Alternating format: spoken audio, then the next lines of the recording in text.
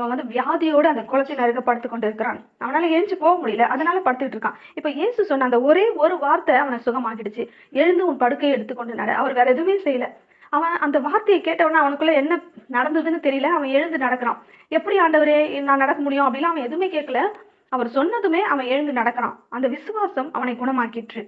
இன்றைக்கு இப்படிப்பட்ட உதவி செய்ய ஆள் இல்லாத நிலையில நீங்கள் இருந்தீர்களானால் மனிதர்களை தேடி ஓடுவதை ஃபர்ஸ்ட் நிறுத்துங்க. அது வந்து டைம் வேஸ்ட். எனக்கு இப்படிப்பட்ட நெருக்கடியான சூழ்நிலை இருக்கு.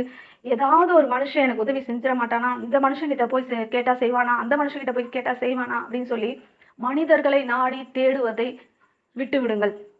அவங்க கிட்ட உதவி கேட்பதை விட்டு விடுங்கள். அது டைம் வேஸ்ட். உங்க பிரயாசம் வந்து வீணானதா போகும். அதற்கு நேரம் செலவிடுவதை விட்டுவிட்டு உங்கள் நேரத்தை கர்த்தரை நோக்கி பார்க்கறத செலவிட்டீங்கன்னு வச்சுக்கோங்களேன். வேதத்தை வாசிக்கிறதுல செலவிட்டீங்கன்னு வச்சுக்கோங்களேன்.